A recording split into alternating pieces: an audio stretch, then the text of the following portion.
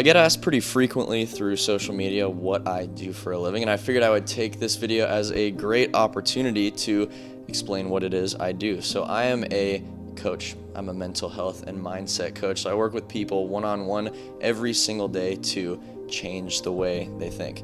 It's a pretty abstract idea, but essentially a lot of people want to change their fitness and they want better nutrition and they want all of these things for their life, but they're not looking internally for the solution. I am not a fitness coach.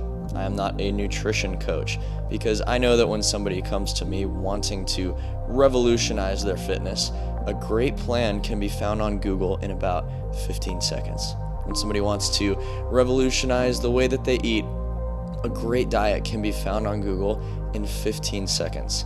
It's not the plan. The plan is almost never the problem. It is the mentality behind the individual trying to carry out the plan. So my goal in working with somebody is always to change the natural response to the world around them. Not fabricate 30 days of sticking to the plan, not try and hack their routine and make all these little changes that are going to optimize the way that they live. It's optimizing the purpose behind their choices and the way they live. Optimizing self-awareness and things that actually matter in wanting to become better and wanting to be different. I'll give you a great example. 1, 2, 3, 4, 1.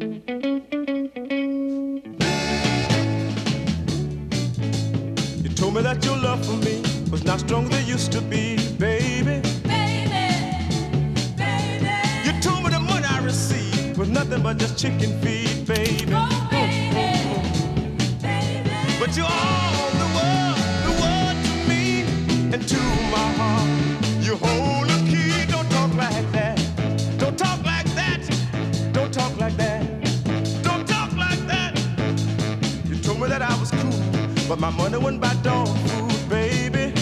Oh, you said I was just keeping you from having yourself some fun, baby. Yeah. But you are the world to me and to my heart. You hold the key, don't talk like that. Baby, don't talk like that. I tell people to really see what it is that's important to them to carry out that routine. That's how I'm going to help somebody to change their natural response to the world around them, instead of me forcing them to wake up at 5 every single morning, which definitely wouldn't work, because authority and self-respect is the foundation of making these kinds of changes. Somebody who tells themselves they're going to do something and never does it, that is the formula for no self-respect. That person will never achieve the things that they say. Somebody who says what they're going to do and does it every single time, that is the epitome of self-respect, and that person will always have enough confidence to make legitimate changes in their life. The only way to take somebody from the lowest self-respect to the highest self-respect is to have them tell themselves to do something and listen every single time, because we need evidence.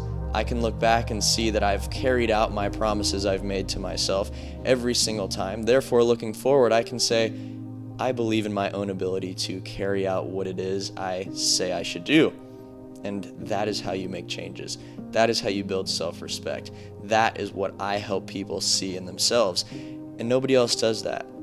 Everybody else wants you to believe that there is a quick fix, that there is a 10-step plan, that there's a 30-day transformation. All of that is 100% fake. What I sell people is a hard time, because it's only the individuals that will accept the reality of changing your life is hard that will actually change their lives. And the people that are going to go on searching their whole lives for the shortcut are going to miss out on actually improving themselves and seeing something be different. That's why I'm so passionate about what I do, because I recognize that not many people are sharing this message. Nobody wants to look somebody in the eyes and tell them the truth. Everyone wants to look somebody in the eyes and tell them to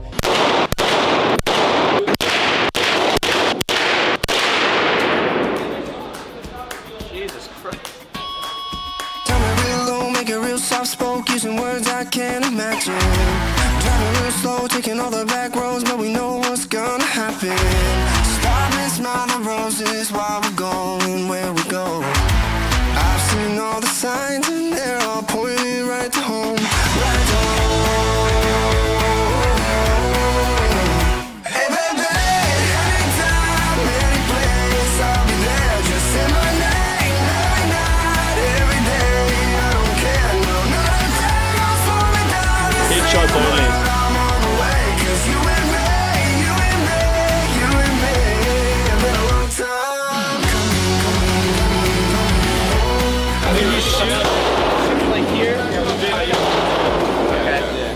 it a chicken wing. No chicken. Started or? Dude, it's the biggest chicken wing you ever. Yeah, because you want to be like this.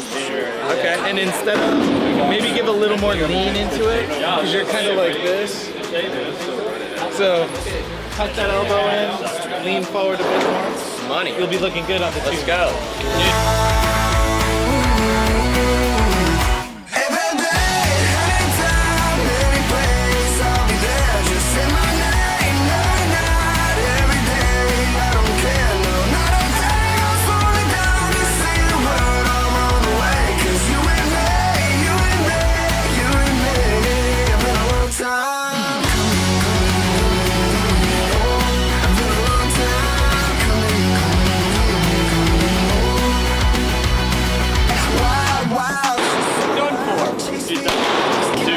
This up in our house.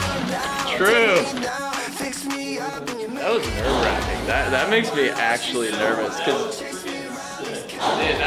that was cool, but like that's no joke. Sarah, what do we think? Oh, I love a gun range. It's so loud though. I cannot imagine working here. Like the people who work. You feel the vibrations in your soul. That one guy when we first went in there, bro, had a freaking rocket launcher. I was like, dude, Pull it up. can I shoot that? You guys ready to go hunting?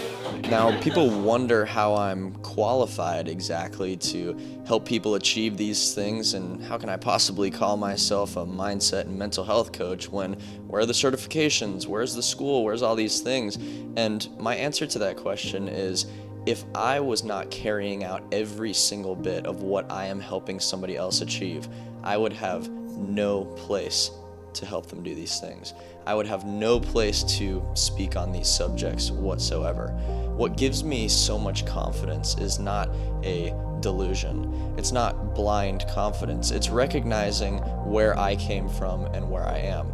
My entire life used to be consumed by anxiety and compulsion, and it is not that way anymore. And it's not by some strike of luck that I have made it to where I am. I've been wildly observant of the process of getting from what we'll call point A to point B. That is why I have so much confidence in other people, because I see that the things they're trying to achieve are wildly available to them. It's a matter of actually changing, right? Again, other people want to sell this idea of a quick fix, and let me tell you, when I was anxious and compulsive, all I wanted was a quick fix. All I wanted was somebody to come around and save me from what was going on with me, because I felt that the bad place I was in wasn't up to me, right? I had no power to fix what I was going through. I had no power to take myself out of it, and I just wanted somebody to come and save me. And that is never going to allow somebody to change. When the external is seen as the control, there is nothing you can do about the internal. But when you can take a look at the world around you as an opportunity to take things in, accept a harsh reality, and control what is going on with you, that is how you become a successful person. So when I look back on my life, I see such a different person. The younger version of myself is such a different person. I do not fear myself at all anymore. And I used to fear myself consistently. I would wonder, am I going to freak out? Am I going to be anxious? Am I going to lose control? I don't have those questions about myself anymore, because I've built the evidence, I've built the confidence, I've built the assurance through acting a certain way. Now it's room service, this not your order. I do this for my son, my wife, my 2 daughters. That's why I'm killish. Better call the wait. Too predictable, this guy, not typical. Spit that truth and it's consistent, sorta like it's biblical. I sat back and watched some niggas change on me. I sat back and watched this watch change for me. Yo, how you mad? Cause I barely work for free. You see this work for me? It really works for me. Got G.O.D. by my side, don't need a church to see. It's kinda sad. Some love done put some curses on me, but when I grab these sheets, these numbers can't be real. Over 100 million, I don't know. Chill, let me talk. This feel, it can't be bought. Don't drill, so can't get caught. That hill is where I'm from. Back then, we always fought. Chase meals, we do it now. I feel for every loss. This world gon' feel it now. I'm back. I'm mixing up like it's crack, and kicking up ain't laid back. Yeah, sitting up, yeah, I'm back. Man, I can't fall for the traps. They like, it's only fans, but truth be told, they just some lonely fans, It's love. Trying to change does not feel good. It feels very bad because you're contrasting your instincts. You're contrasting the way that you think. This is such a difficult message to get across, and that's part of what I do. But again, my confidence in someone else's ability to change comes from recognizing the very distinct nature of where I came from and where I am now. Again, it is never a blind confidence. That is why when somebody comes to me on our first conversation and they have this cloud of anxiety and lack of hope and no self-respect, I realize that all those things they're looking for can absolutely be found if they're willing to dedicate themselves to doing what I help them work through. That's the amazing part. I get to see somebody go from this cloud I'm talking about, this anxiety, this dark moment in their life, to seeing the other side of that thing. It's never easy. It's always abstract. It's never in the way that they thought it would be, but it happens. I'm a very humble person, but I consistently step outside of that humble nature and saying, I'm really good at what I do, because my entire life, my entire mindset has been based on bringing ideas that people don't typically bring. Again, I'm willing to look in someone's eyes and tell them the truth. I don't want to take advantage of them. I want to actually give them something that they can hold on to, explain an idea in a way that they haven't heard about it yet. Everyone says to an overthinker, hey, try to relax your mind. Does that person have any understanding of what an overthinker is? Because I do, and I know that the thing I'm most proud of in myself is my overthinking. Because you know what that is? That's my brain working. Everyone's telling you to shut off your mind and oppose what you think and oppose what you feel. It's not the way to go. So I completely understand where you're coming from in terms of not wanting to be abrasive and not wanting to make other people uncomfortable, and that's just honestly being a considerate individual. But if you think about the fact that 0 people have ever made a difference in the world, 0 people have ever come up with new ideas and improved somebody else's life by making them comfortable, then you'd see why it's a little bit more valuable. The people that are never going to make somebody uncomfortable will never bring something new to the table. It's not something to be proud of. So when you say you're abrasive and you don't want to make other people uncomfortable, if you feel like an idea that you're sharing is worth making somebody else uncomfortable, then I would say do that 100%. I literally make a living off of making people uncomfortable. And that is why I'm able to bring value to folks, because I'm willing to say things in a way that maybe you haven't thought of before. I'm willing to challenge the ideas that keep you comfortable. And that's why people want to hear what I have to say. That's not going to please everybody. It's not going to please most people. But do you want to be around most people? Do you want to give your time to most people? Or do you want to be around those that are valuable and will actually mean something to you and your life? With all of that said, I absolutely love what I do. Like I mentioned before, to see somebody go from a very dark place to seeing the other side of that is one of the most rewarding things I could imagine being a part of. And I do this consistently. The coolest thing for me is to recognize that I am helping people change their lives based on the ideas that once kept me more than isolated in my life. I remember a time where the way that I thought and the ideas that I had made me so disconnected from those around me, made me think that I would never be able to share my thoughts, share who I am with other individuals, and to think that I make a living telling people these ideas.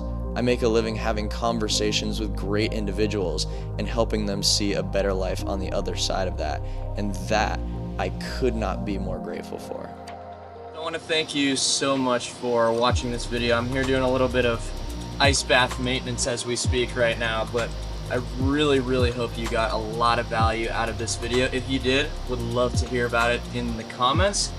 Aside from that, if you're interested in any of the things I offer, like one-on-one coaching, you can visit the links down in the description of this video where you can apply to work one-on-one with myself. You can also apply to join my private coaching community.